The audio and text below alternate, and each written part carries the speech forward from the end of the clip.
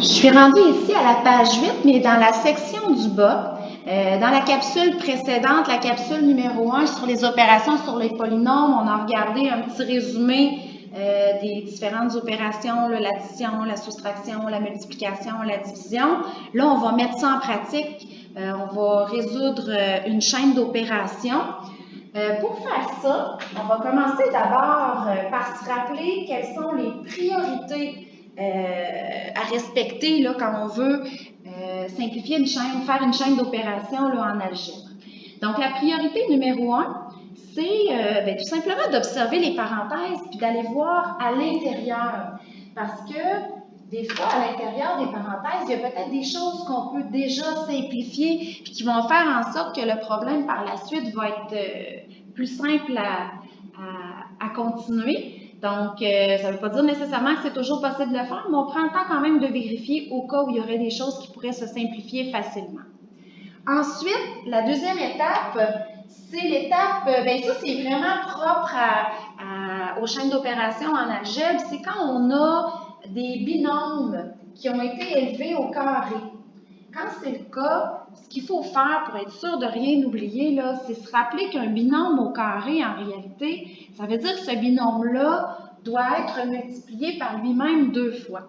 C'est important de le réécrire parce que ce que ça veut dire concrètement, ça veut dire qu'on a 4 petites multiplications à faire. Un binôme au carré, ça veut dire que je prends mon premier binôme et je dois le multiplier. En fait, je dois multiplier chaque terme du premier binôme par chaque terme du deuxième. En réalité, ça fait 4 combinaisons possibles, ça fait 4 petites multiplications possibles. Donc, il faut prendre le temps de le réécrire comme ceci pour être sûr de rien oublier et de bien le traiter aussi. Une fois que ça c'est fait, après ça, on fait comme on fait d'habitude dans les chaînes d'opérations en arithmétique. On se rappelle que les multiplications, les divisions ont priorité. Puis on termine avec les plus et les moins. Puis si tu te rappelles bien en algèbre, c'est à l'étape justement des plus et des moins qu'on sort les marqueurs puis qu'on essaie de voir si on a des termes semblables qu'on peut associer les uns avec les autres. Donc là, on garde ça en tête et on va aller faire l'exemple qui est juste en dessous dans ta page 8. Moi, j'ai réécrit nos priorités ici en gros à gauche pour qu'on puisse au fur et à mesure cocher quand c'est fait, savoir où est-ce qu'on est rendu. Donc, c'est aussi un petit truc que je te donne. Fait que première chose, priorité numéro 1, c'est de regarder à l'intérieur des parenthèses si on pourrait faire quelque chose. Donc, si on prend la première parenthèse, 3x plus 4y, c'est pas des termes semblables, donc je peux rien faire. Même chose pour la deuxième parenthèse. Donc, l'étape 1, c'est déjà réglé. Je me suis posé la question, ça ne fonctionne pas, ça s'arrête ici. L'étape numéro 2, je dois me poser la question à savoir si j'ai un binôme élevé au carré. Si oui, on va transformer ça en multiplication. C'est le cas ici, parce que si tu regardes ici, le 3x plus 4y, c'est un binôme, il est élevé au carré. Donc, on va tricher un petit peu. Je vais enlever le petit exposant 2 qui est ici, puis je vais tout simplement réécrire mon binôme une autre fois pour pouvoir avoir l'équivalent, en fait. Donc, 3x plus 4 fois 3x plus 4, qui va être équivalent à ce que j'avais décrit au départ avec l'exposant 2. C'est réglé pour l'étape numéro 2, c'est pas plus long que ça. Le calcul, on va le faire plus tard. Et là, je suis rendue à l'étape de faire les fois et les diviser. Donc, si tu regardes bien, puis c'est important aussi de visualiser vers où tu t'en vas. Si tu regardes bien, on a un fois évidemment à faire, on vient de l'écrire. Puis, on a la division ici, à droite. Donc, on a 2 opérations sur lesquelles on doit se concentrer ici. Donc, première chose, moi, souvent, ce que j'aime bien faire, c'est je me prépare en quelque sorte des boîtes. Je sais que j'ai 2 choses à faire.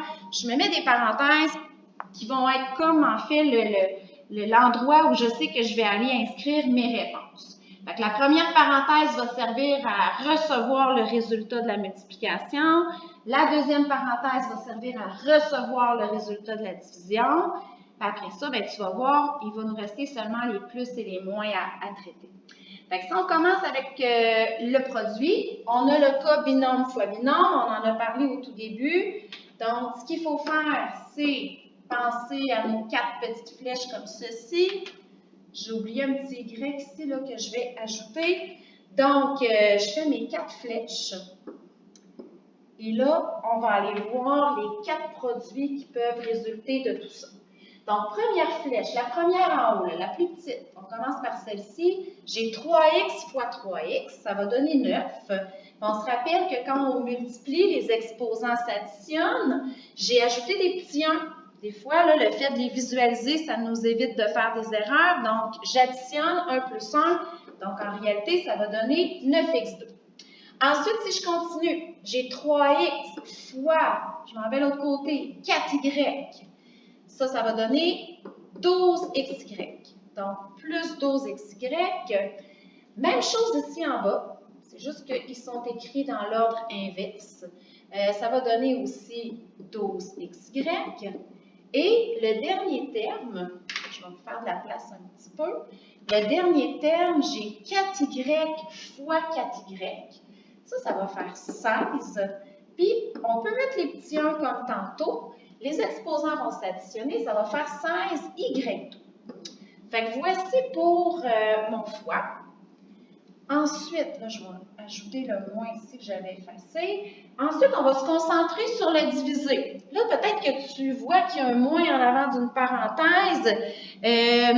Juste pour te dire que je n'ai pas oublié, je vais faire mon changement de signe plus tard quand je vais être rendue à l'étape des plus et des moins. C'est pour ça que je n'en parle pas tout de suite, parce que là, je veux vraiment me concentrer sur ma division.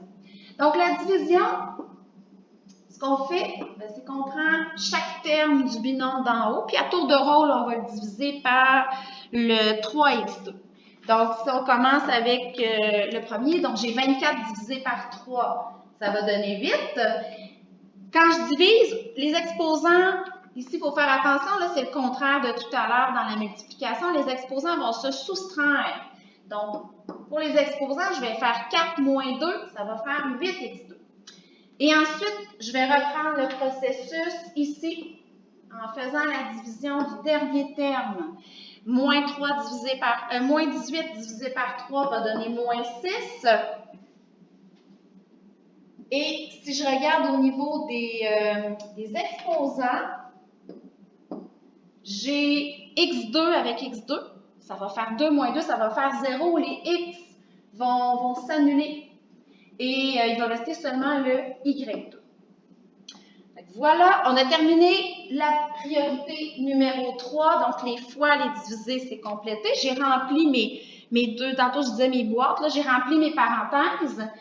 Et là, ben, on est rendu à l'étape des plus et des moins. Puis si tu regardes dans ta commode algébrique, ce qu'on dit à cette étape-ci, c'est de commencer par enlever les parenthèses, puis de faire les changements de signe au besoin.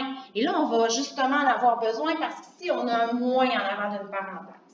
Donc, par contre, la première parenthèse ne pose pas problème, donc je vais pouvoir écrire la première telle qu'elle, là, sans me soucier de faire des changements. Donc, ça va être 9x2 plus 12xy plus 12xy plus 16y2. Par contre, rendu à la deuxième parenthèse, là, je dois faire des changements de signe parce qu'il y a un moins en avant.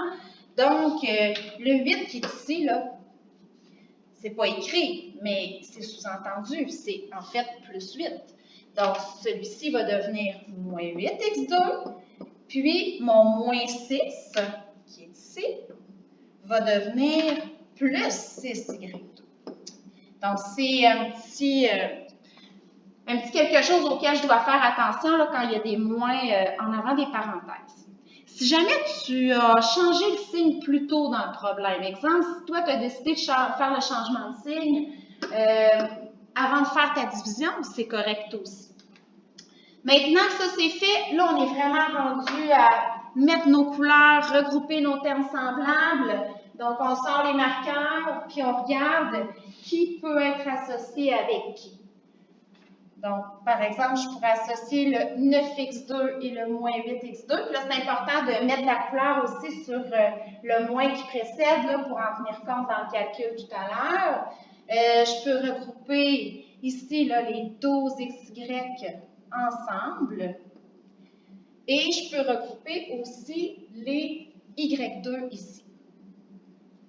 Donc, je m'aperçois que j'ai 3 couleurs, donc ça veut dire que je vais réussir à faire un trinôme avec cette expression-là. Un trinôme qui va être x2. Si tu préfères écrire 1x2, tu peux le faire. Puis là, tu vois, hein, j'ai fait seulement 9 moins 8.